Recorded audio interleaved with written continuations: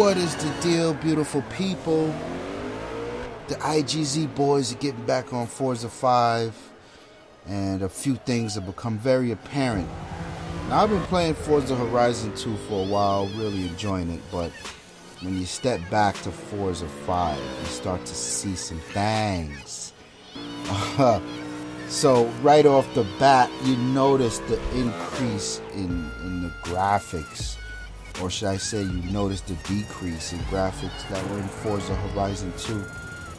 And that's okay, right? Because Forza Horizon 2 is open world, and you know, all the gamers out there know that when something goes open world, it takes a hit in the graphics to compensate for a nice fluid experience in the world and everything happening at once. So that's alright.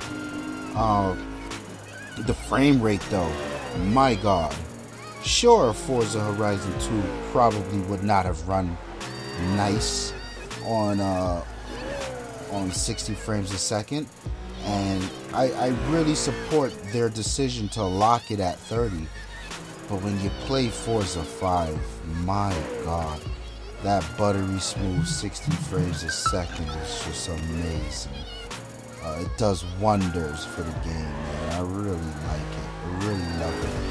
The sound, you know, the sound is the sound in Forza 5 is a little better, or noticeably better. Actually, the cars sound really good.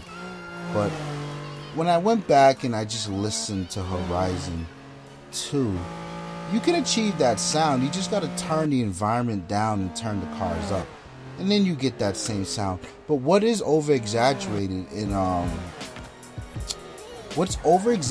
Horizon 2 and under-exaggerated in Forza 5 is the sound of the cars around you.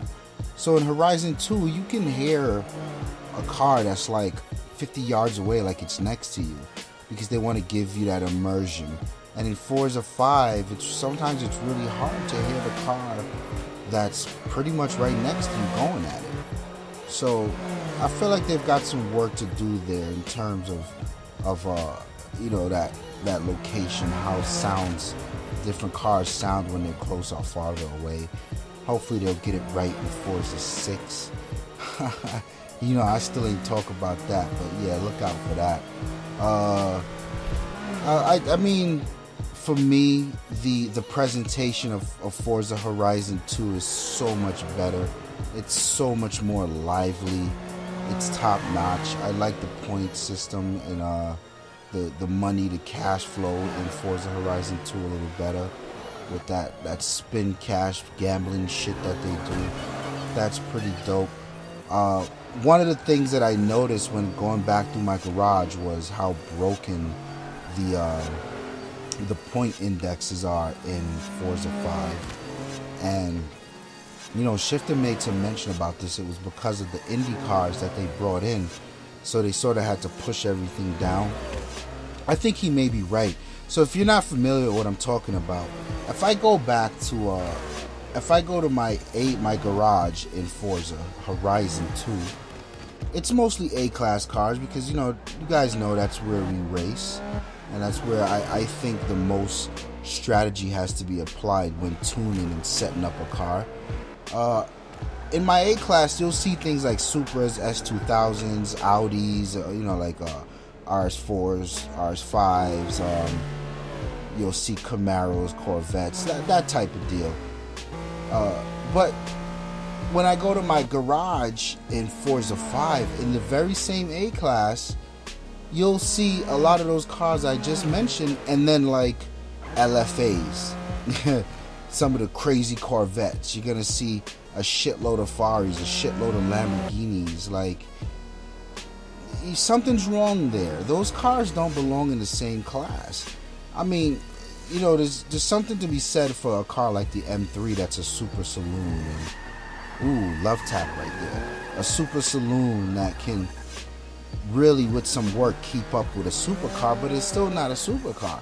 If you do the same amount of work to a supercar, there's no way that M3 can keep up. And Forza 5 really got that wrong, and they fixed it. They adjusted it in Forza Horizon 2.